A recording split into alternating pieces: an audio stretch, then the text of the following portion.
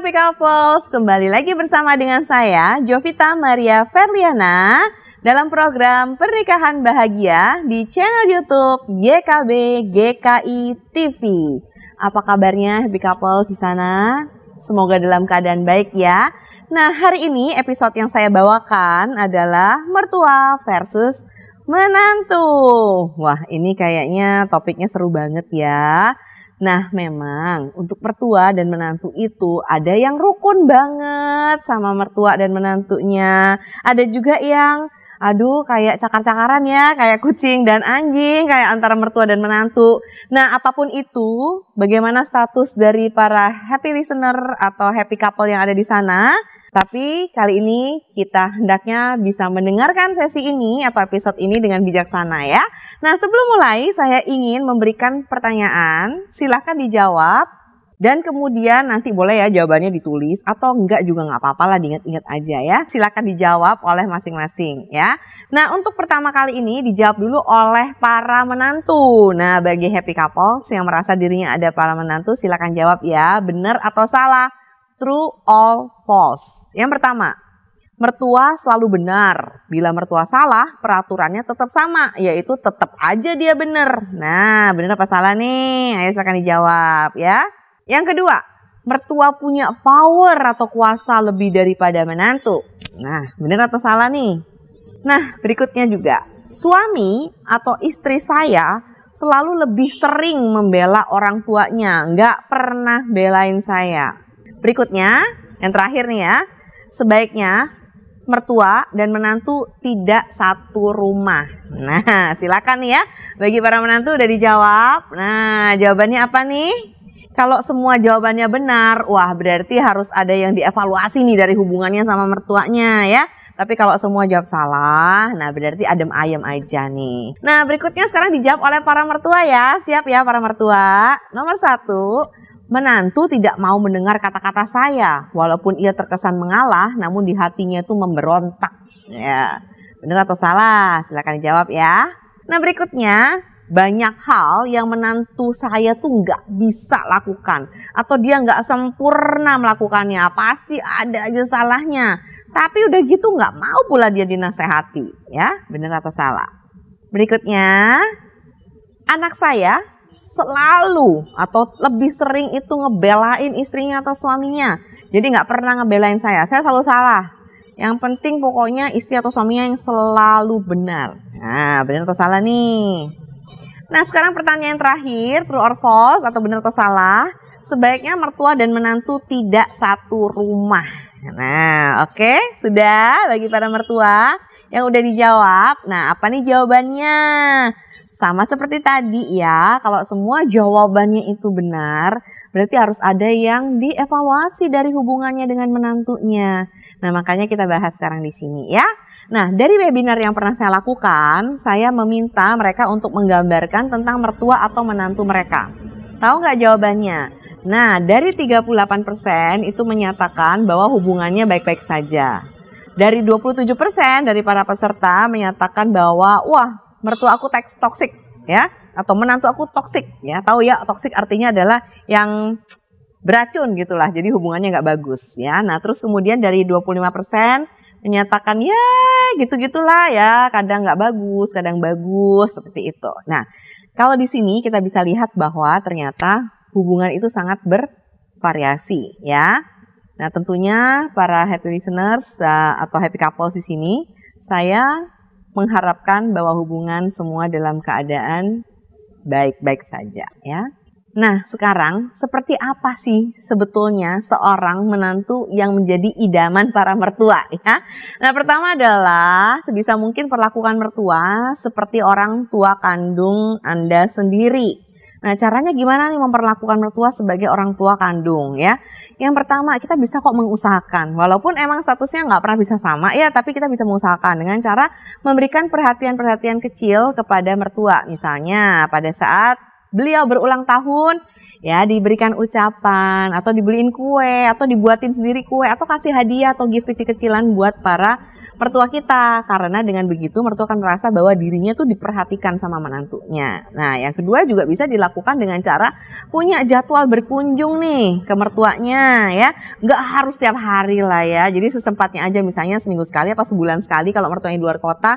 Bisa juga lewat video call dan sebagainya. Gunakan teknologi yang ada kalau emang jauh tempatnya. Nah, apapun itu, tapi ada silaturahmi atau waktu berkunjung dengan mereka. Menanyakan bagaimana kesehatan mereka, bagaimana kondisi mereka. Udah diingetin juga minum vitaminnya atau minum obat-obatannya, seperti itu. Nah, bercerita juga bisa kepada para mertua ini ya. Jadi bisa aja kita ceritain, iya Ma, jadi anak saya itu atau si Daniel itu tadi di sekolah itu keren banget loh main basketnya dan sebagainya. Jadi cerita aja sama seperti kita cerita kepada teman-teman dekat kita ya. Dengan begitu mertua akan merasa bahwa dirinya itu selalu dilibatkan, selalu ingin dinantikan untuk didengarkan ceritanya. Nah, berikutnya juga kita bisa menanyakan kabar sama mertua kita. Misalnya, gimana kabarnya Ma? Kemarin kayaknya Mama habis sakit ya, flu. Sekarang gimana kabarnya? Nah, perhatian-perhatian kecil seperti itu membuat para mertua ini senang banget loh ya. Nah, selain itu, berikan juga perilaku positif kepada mertua. Jadi perilaku positif itu perlu loh kita lakukan. Nah, agar bisa jadi menantu yang disayang sama mertua, cobalah berperilaku positif terhadap mertua. Berusahalah, bersikap baik dan menyenangkan hati beliau, supaya mertua ini tahu bahwa anaknya itu nggak salah milih pasangan. Nah, berikutnya juga bersikaplah perhatian dan juga kooperatif. Jika mereka ingin bantu kamu, misalnya memasak, ya sekali-sekali izinin lah, nggak apa-apa juga kan. Nah, jika mereka juga ingin mengasuh anak kita, atau misalnya kadang-kadang, boleh dong titipin ke sini kan, Mama juga pengen main nih sama cucu Mama. Nah, kasihlah mereka kesempatan untuk mengasuh. Kemudian pada saat misalnya mereka duduk sendiri, duduk juga di sampingnya, temenin aja, walaupun kadang kita nggak tahu mau ngobrol apa, temenin aja di sampingnya. Atau kalau misalnya kita bisa ngobrol-ngobrol singkat, ya lakukanlah obrolan-obrolan yang menyenangkan. Nah, ini juga merupakan salah satu cara yang sebaiknya bisa kita lakukan untuk bisa mendapatkan perhatian positif dari mertua dan juga bisa berkenalan lebih jauh lagi dengan mertua. Nah, perlu diingat juga ya happy couples bahwa mertua itu udah mengandung, melahirkan dan membesarkan suami atau istri kita hingga dewasa. Jadi wajar aja loh kalau sesekali mereka itu terkadang merasa cemburu ketika ada misalnya perempuan lain atau laki-laki lain yang masuk ke dalam kehidupan anaknya. Apalagi kemudian menjadi fokus perhatian utama dari sang anak. Tadinya sebelum nikah kan perhatian utamanya orang tuanya. Begitu kemudian nikah, perhatian utamanya kan adalah pasangannya. Dan melimpahkan kasih sayang kepada pasangannya. Nah, ini pasti terkadang menimbulkan rasa jealous sedikit. Ya, tapi nggak apa-apa, kita pahami itu ya.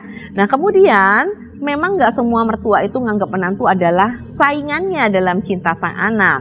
Namun, kamu harus paham bahwa melepaskan anak untuk hidup bersama orang lain itu tentu nggak mudah. Jadi kita pahamin dulu hal ini. Dengan demikian kita bisa lebih menghargai mertua kita ya. Nah, jangan juga mencoba bersaing dengannya. Jika beliau bercerita bagaimana suami kamu misalnya contohnya menyukai masakannya, cukup iyakan aja semua ucapannya dan tanggapi dengan respon yang positif. Nah, happy couples sekali-sekali juga boleh loh minta pendapat mertua. Nah, jadi pengalaman hidup mertua itu pasti lebih banyak daripada kamu. Oleh karenanya, jangan ragu untuk meminta nasihat dan saran. Meskipun kamu itu mungkin gak setuju sama saran yang beliau berikan, tetaplah berpikiran terbuka untuk menerimanya. Karena terkadang ada benernya juga loh dan bisa juga kamu terapkan. Jadi tinggal kita lihat dulu sarannya seperti apa. Nah, berikutnya adalah jikalau para happy couples memutuskan untuk tidak mengikuti sarannya, tetap dengarkan nasihat yang beliau berikan. Jangan jadikan saran tersebut sebagai hal yang menyerang pribadimu, karena sebenarnya beliau tuh hanya mencoba untuk membantu, bukan menyerang pribadi kamu. Nah, ketika sedang berada atau sedang tinggal bersama dengan mertua, ini buat happy couples yang tinggalnya bareng ya, serumah sama mertua, bantulah beliau mengerjakan tugasnya sehari-hari dan pekerjaan rumah tangga lainnya. Misalnya mertua lagi nyuci piring, ya iyalah kita bantu. Atau tanya kalau enggak, apa yang bisa dibantu Ma? Apa yang bisa dibantu Bu? Misalnya seperti itu ya. Nah, ibu mertua pastinya senang jika diberi kabar penting yang akan terjadi dalam kehidupan anak dan juga menantunya. Misalnya, wah hamil nih, atau kemudian wah aku tes pack positif nih, atau kemudian wah aku senang lo diterima pekerjaan. Nah, kasih tahu dong sama mertua kamu ya. Dan mereka juga pasti senang jika dikirimi foto-foto cucunya. Dan dengan begini, memberikan mereka kesan bahwa aku tuh nggak dilupakan loh dalam setiap momen kehidupan penting menantu aku dan anak aku. Nah, membiarkan mertua sekali-sekali ikut mengurus cucunya itu juga ada baiknya. Perhatikan juga kondisi kesehatan mertua. Sekarang giliran gimana caranya untuk menjadi mertua idaman nih buat para menantu. Nah, untuk menjadi mertua idaman, ibaratnya itu kalau bisa berlaku seperti helikopter ya. Nah, jadi tahu kan helikopter itu kan dia terbang di atas, jadi dia nggak deket-deket amat, tapi di atas dia mengawasi, tapi dia nggak terlibat secara langsung. Nah, itu helikopter. Jadi untuk mertua idaman bisa melakukan beri kepercayaan kepada anak dan menantu untuk mengurus rumah tangga mereka. Karena ingat, yang nikah kan mereka, yang punya rumah tangga mereka. Jadi kasih kepercayaan. Walaupun salah atau nggak sesuai sama keinginan para mertua, ya oke lah. Selama mereka berdua nggak apa-apa, kan ya nggak masalah gitu ya. Karena terkadang cara kita, para mertua ini bisa berbeda dengan cara menantu ataupun anak kita yang berada di generasi yang berbeda. Berikutnya juga mengawasi dan akan ikut ambil andil kalau memang dibutuhkan atau keadaan udah nggak terkendali nih. Misalnya anak kita atau menantu kita minta saran, nah itu kita berikan. Atau kemudian bisa ambil andil kalau misalnya mereka tuh ada masalah yang pelik yang mereka nggak bisa selesaiin. Nah, para mertua nih bisa memberikan sumbangsih. Kira-kira mama atau papa dulu pernah ya dalam situasi seperti ini, kurang lebih sama. Yang kami lakukan itu apa? Nah, seperti itu boleh nih sharing-sharing ceritanya juga. Usahakan menjadi mertua yang hangat bagi sang menantu. Jadi buat dirinya merasa diterima di keluarga. Ingat terkadang itu menantu itu kan juga namanya juga dari segi kehidupan yang dia jalani kan juga lebih pendek ya daripada mertua kan hidupnya sudah lebih banyak makan asam garam.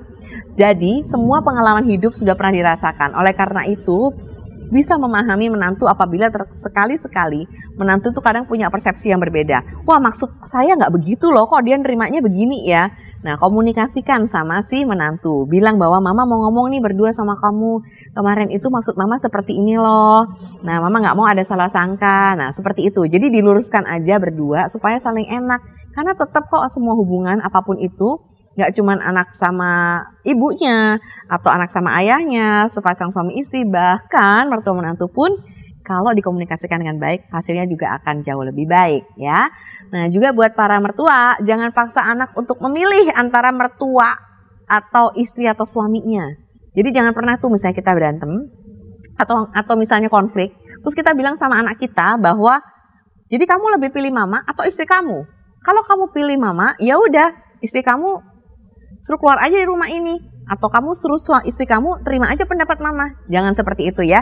Karena nggak pernah enak loh ada di situasi sang anak di mana dia harus memihak orang tua dan juga sekaligus pasangannya. Apalagi dia harus milih salah satu, itu nggak mungkin.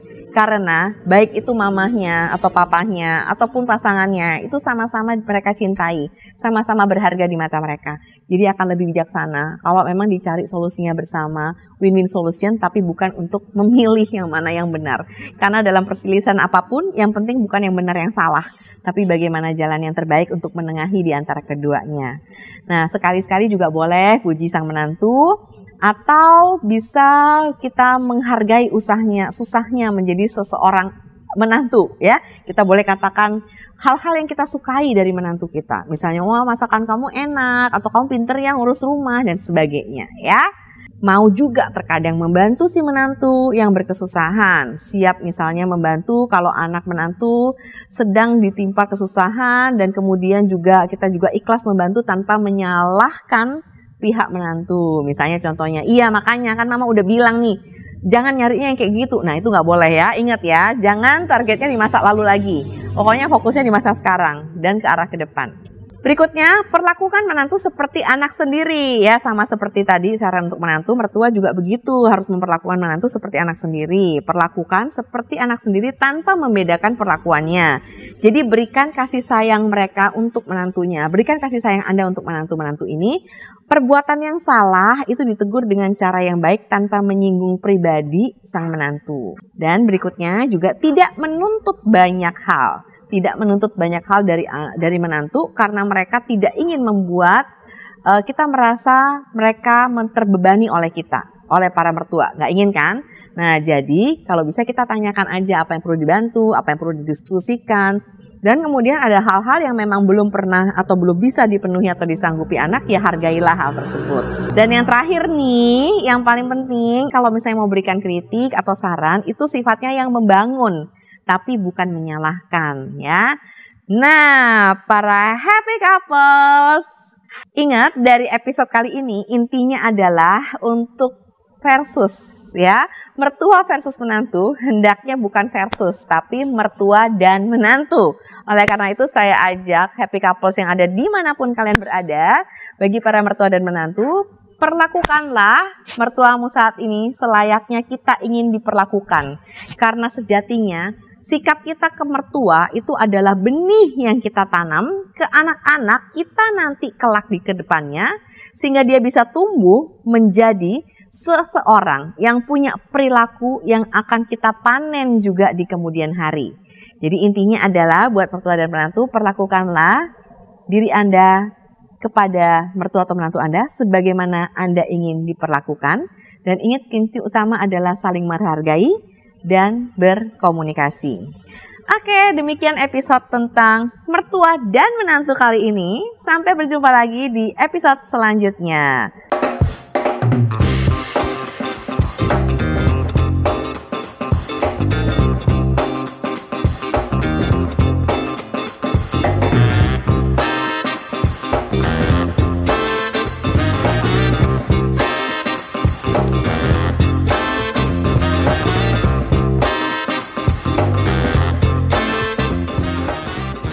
Sahabat, mari dukung pelayanan dan pekabaran Injil melalui YKB dengan membagikan link acara ini kepada sebanyak mungkin orang.